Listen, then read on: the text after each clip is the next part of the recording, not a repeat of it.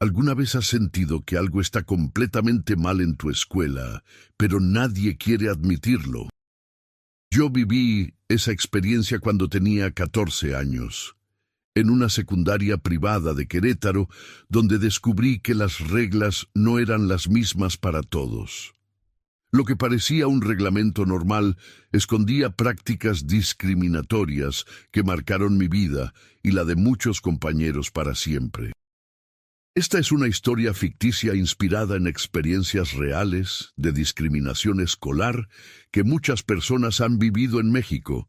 Los nombres y detalles han sido modificados con fines de entretenimiento. Me llamo... Bueno, mi nombre no importa.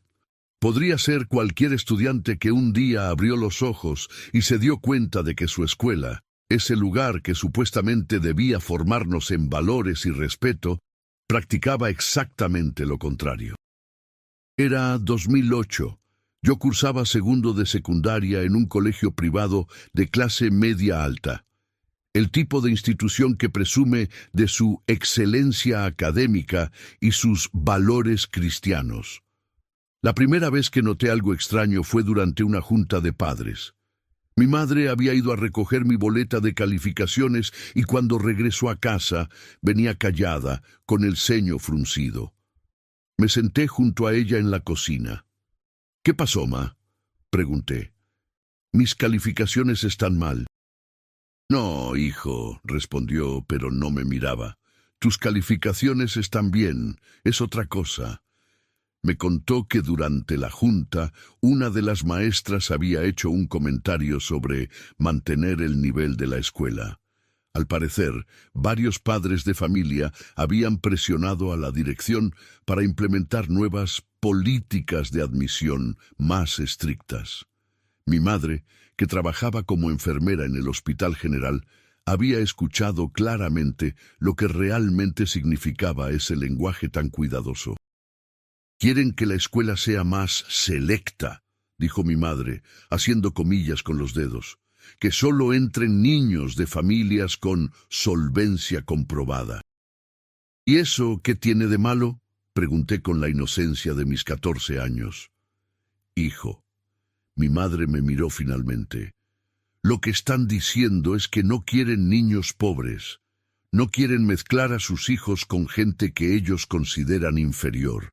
En ese momento no entendí completamente la magnitud de lo que me estaba diciendo, pero lo entendería muy pronto.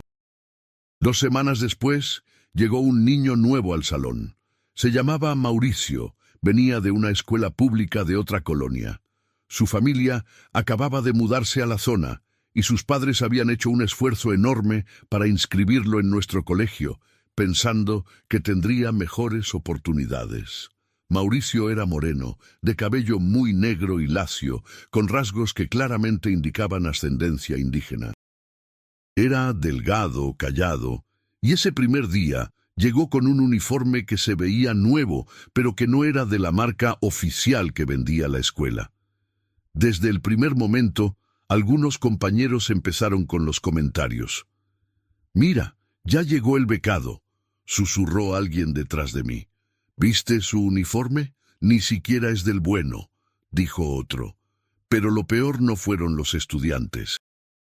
Lo peor fue la profesora de español, una mujer llamada Beatriz, que llevaba años en la escuela y que parecía haber hecho suya la misión de mantener estándares. Desde el primer día, la maestra Beatriz trató a Mauricio diferente. Le asignó un lugar hasta atrás del salón, junto a la ventana, separado del resto. Cuando él levantaba la mano para participar, ella lo ignoraba sistemáticamente. Cuando revisaba tareas, la de Mauricio siempre tenía más correcciones, más marcas rojas, más comentarios negativos, incluso cuando su trabajo era igual o mejor que el de otros. «Mauricio, tu letra es ilegible», decía la maestra. «Necesitas esforzarte más si quieres estar al nivel de esta institución». Yo veía a Mauricio escribir con cuidado, con dedicación. Su letra no era perfecta, pero tampoco era peor que la mía o la de la mitad del salón. Pero a nosotros nunca nos decían que nuestra letra era ilegible. Un día, durante la clase de historia, estábamos estudiando sobre las culturas prehispánicas. La maestra Beatriz proyectó imágenes de códices, de pirámides, de esculturas aztecas y mayas. Estas civilizaciones tenían sistemas complejos, explicaba, pero por supuesto no estaban al nivel de desarrollo europeo. Por eso la conquista española fue, en cierto modo, un proceso civilizatorio necesario. Levantó la mano Mauricio. Por primera vez en semanas, la maestra le dio la palabra. «Maestra», dijo con voz tímida, «pero mi abuela me contó que antes de que llegaran los españoles, los pueblos indígenas tenían conocimientos de astronomía, medicina, agricultura muy avanzados. ¿No sería más correcto decir que eran diferentes, no inferiores?» El silencio que siguió fue incómodo. La maestra Beatriz lo miró con una expresión que jamás olvidaré. No era enojo exactamente, era desprecio. «Mauricio», dijo con voz fría, «en esta clase nos basamos en datos históricos verificables, no en cuentos de abuelas.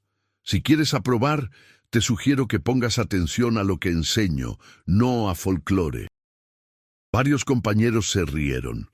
Yo sentí que algo se retorcía en mi estómago. Algo estaba muy mal. Si esta historia te está resonando, suscríbete a Casos de la Vida. Narrado y activa la campanita para no perderte más casos como este. Comenta desde dónde nos ves. Después de esa clase, seguía Mauricio al patio durante el recreo. Estaba sentado solo, bajo un árbol, con su torta en las manos pero sin comer.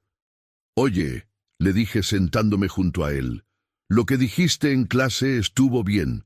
La maestra fue injusta contigo». Él me miró sorprendido, como si no esperara que alguien le hablara. «¿Tú crees?», preguntó. Yo pensé que tal vez estaba equivocado. «No estabas equivocado», respondí. Mi tío es arqueólogo y me ha contado sobre los conocimientos que tenían las culturas prehispánicas. Eran increíbles. La maestra habló desde su ignorancia. Mauricio sonrió levemente. Era la primera vez que lo veía sonreír. Desde ese día, Mauricio y yo nos hicimos amigos. Y al hacerme su amigo, empecé a notar cosas que antes me habían pasado desapercibidas. Cosas que ahora me avergüenza no haber visto antes. Noté que cuando llegaba el día de pago de colegiaturas, algunos padres llegaban en camionetas importadas, con ropa de marca, y eran recibidos con sonrisas y café en la dirección. Otros padres, como la mamá de Mauricio que trabajaba limpiando casas, tenían que esperar de pie en un pasillo hasta que alguien tuviera tiempo de atenderlos. Noté que durante los festivales escolares, los papeles principales siempre iban a niños de piel clara, de cabello güero, con apellidos bonitos. Los niños morenos, o los que venían de familias más humildes, siempre eran árboles o animales, o parte del coro que nadie veía. Noté que cuando había excursiones caras, viajes a museos en otras ciudades, campamentos, intercambios, los maestros nunca preguntaban abiertamente quién no podía pagar. Simplemente asumían quienes no eran del perfil para esas actividades y directamente no les daban la circular informativa. Y noté que las reglas del reglamento escolar se aplicaban diferente dependiendo de quién eras. Un día, un compañero llamado Ricardo, hijo de un empresario importante de la ciudad, llegó con el cabello pintado de rubio platino. Claramente violaba el reglamento sobre imagen personal apropiada. La prefecta lo vio, sonrió y le dijo: «Ay, Ricardo, qué rebelde. Pero te ves bien, ¿eh? Solo no lo hagas más oscuro o tu papá se va a enojar». 2 días después, Mauricio llegó con un corte de cabello ligeramente más corto a los lados, un fade sencillo que estaba de moda. La misma prefecta lo detuvo en la entrada. «¿Qué es eso?», preguntó señalando su cabeza. Ese corte no está permitido. Es de pandilleros. Pero señorita, Mauricio intentó defenderse, es un corte normal. La mitad del salón lo trae. La mitad del salón no eres tú, respondió ella. O te lo emparejas mañana o no entras a clases. Yo estaba parado justo detrás, escuchando todo. No pude quedarme callado. Señorita, intervine, Ricardo trae el cabello pintado y usted no le dijo nada. La prefecta me miró con ojos entrecerrados. El cabello de Ricardo es temporal, y además él es un alumno ejemplar, no como otros que apenas están adaptándose al nivel de la escuela. Ese otros quedó colgando en el aire, cargado de significado. Esa tarde, después de clases, fui con Mauricio a una barbería cercana. Le presté dinero para que se emparejara el corte, aunque a mí me parecía que se veía perfectamente bien. Mientras el barbero trabajaba, Mauricio me confesó algo. Mi mamá dice que aguante, dijo mirando su reflejo en el espejo. Que esta escuela me va a abrir puertas, que vale la pena soportar todo esto, pero yo no sé si puedo. ¿Has pensado en decirle a tus papás lo que pasa? ¿Y qué les digo?, preguntó con frustración. Mamá, los maestros me tratan diferente porque soy moreno y porque eres trabajadora doméstica. Ella ya lo sabe. Por eso me mandó aquí, para que yo tuviera una vida diferente. En ese momento entendí el peso que Mauricio cargaba. No solo tenía que lidiar con la discriminación diaria, sino que además sentía que no podía quejarse porque era por su bien, porque era su oportunidad. Los meses siguientes fueron cada vez peores. La dirección implementó nuevas políticas que en papel sonaban razonables, pero que en la práctica eran profundamente discriminatorias. Una de ellas era el Comité de Revisión de Admisiones para hermanos menores de alumnos actuales. Oficialmente era para garantizar que todos los estudiantes cumplieran con el perfil académico de la institución. En realidad, era una forma de filtrar a las familias que no querían en la escuela. Vi cómo rechazaron al hermano menor de una compañera que tenía excelentes calificaciones, solo porque sus padres trabajaban en un mercado. La excusa oficial fue que el niño no había pasado el examen de admisión, pero todos sabíamos que eso era mentira. El niño había sacado mejor puntaje que varios de los aceptados. Vi cómo implementaron un código de vestimenta para eventos escolares que requería que los padres asistieran a festivales y ceremonias con ropa formal apropiada.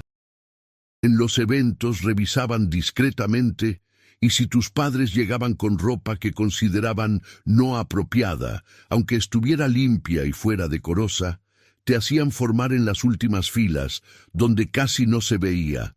Vi cómo crearon un programa de excelencia que supuestamente era para alumnos destacados, pero que misteriosamente solo incluía a estudiantes de ciertos apellidos, de cierta apariencia, de ciertas colonias.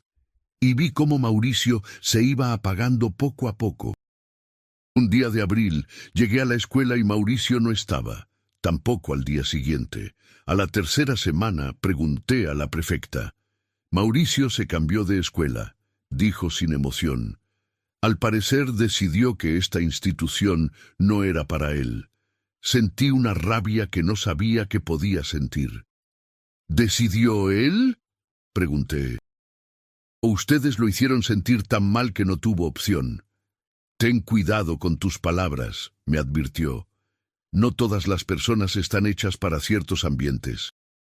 No es discriminación, es realidad. Esa tarde fui a buscar a Mauricio. Su familia vivía en una colonia popular al otro lado de la ciudad. Toqué en la puerta de su casa, un departamento pequeño pero limpio, con macetas de flores en la entrada. Su mamá abrió la puerta. Cuando le dije que era compañero de su hijo, sus ojos se humedecieron. «Pasa, hijo», dijo.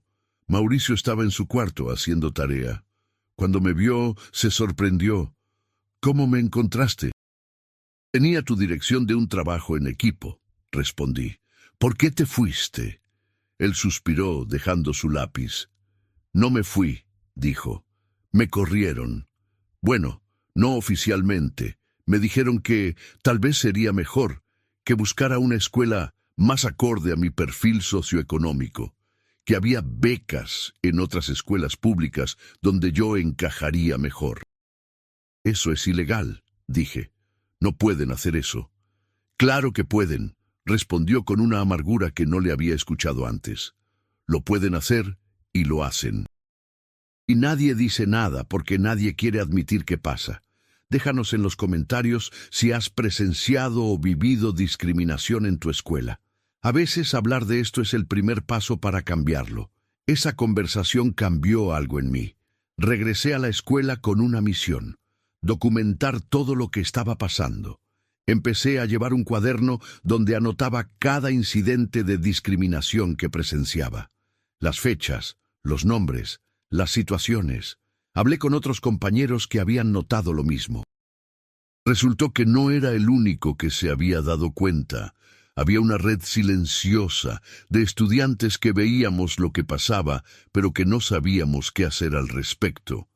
Decidimos hacer algo. Con ayuda de mis padres, contactamos al Consejo Nacional para Prevenir la Discriminación, CONAPRED. Presentamos una queja formal, con testimonios de varios estudiantes y familias que habían sido víctimas de las prácticas discriminatorias de la escuela. La investigación tomó meses. La escuela negó todo. Dijeron que sus políticas eran estándares de calidad educativa, no discriminación, que las decisiones sobre admisiones y permanencia se basaban únicamente en criterios académicos y de convivencia. Pero los testimonios fueron contundentes. Familias que habían sido rechazadas sin explicación clara. Estudiantes que habían sido tratados diferente por su apariencia, su nivel socioeconómico, su origen. Maestros que usaban lenguaje codificado para referirse despectivamente a ciertos alumnos. Al final, CONAPRED emitió una recomendación. No podían obligar a la escuela a cambiar, pero sí podían hacerlo público, y lo hicieron. El caso apareció en periódicos locales. Algunas familias retiraron a sus hijos en protesta. Otras, las que habían sido parte del problema, lo defendieron diciendo que era su derecho elegir con quién se educaban sus hijos. La escuela implementó cambios superficiales, cursos de diversidad e inclusión, que no cambiaron realmente nada. Nuevos lineamientos en el reglamento que seguían teniendo interpretación subjetiva dependiendo de quién eras. Yo terminé la secundaria ahí, pero con una visión completamente diferente del mundo. Ya no podía ver las instituciones con la inocencia de antes. Había aprendido que el racismo y la discriminación no siempre son obvios. No siempre son insultos directos o prohibiciones explícitas. A veces se esconden detrás de políticas de calidad, estándares de admisión, perfiles institucionales. Años después, ya en la universidad, volví a encontrarme con Mauricio. Estaba estudiando Derecho en la UNAM. Nos saludamos con un abrazo largo. ¿Supiste que cerraron esa escuela?, me dijo. Hace como 2 años. Al final, tanta familia se fue que ya no era rentable mantenerla. No sabía, respondí. ¿Karma? Tal vez, sonrió. O simplemente las consecuencias de construir una institución sobre la exclusión en lugar de la educación. Mauricio me contó que después de salir de esa escuela, había entrado a una secundaria pública donde, por primera vez, sintió que encajaba, donde sus maestros valoraban su esfuerzo sin prejuicios, donde su origen no era un estigma, sino parte de su identidad. Ahí había descubierto su pasión por el derecho, específicamente por los derechos humanos y la no discriminación. ¿Sabes qué es lo irónico?, me dijo. Esa escuela que me rechazó, que me hizo sentir inferior, terminó siendo la mejor cosa que me pudo pasar, porque me mostró desde chico contra qué tengo que luchar. Hoy, Mauricio trabaja en una organización que defiende derechos de comunidades indígenas y de grupos en situación de vulnerabilidad. Yo estudié periodismo y trabajo documentando casos de injusticia social. Ambos, de formas diferentes, seguimos luchando contra ese sistema que nos mostró su peor cara cuando éramos adolescentes. La regla más racista de mi escuela no era una regla escrita. No estaba en el reglamento. No la podías señalar en un documento oficial.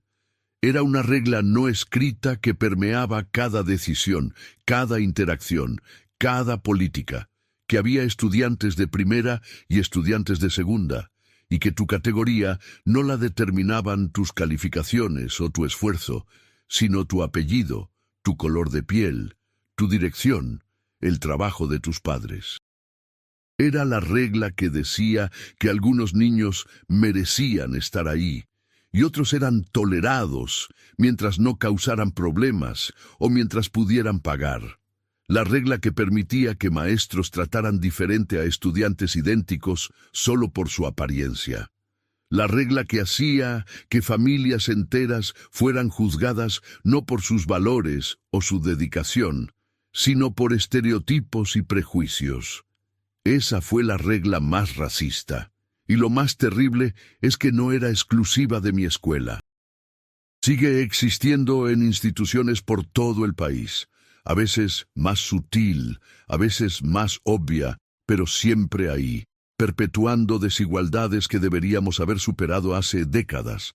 La educación debería ser el gran igualador social, el lugar donde todos los niños, sin importar su origen, tienen la misma oportunidad de desarrollar su potencial. Pero cuando las propias escuelas reproducen y refuerzan el racismo y la discriminación, se convierten en parte del problema en lugar de la solución. Han pasado años desde aquella experiencia, pero la lección permanece. El silencio es complicidad. Cada vez que vemos discriminación y no decimos nada, estamos permitiendo que continúe.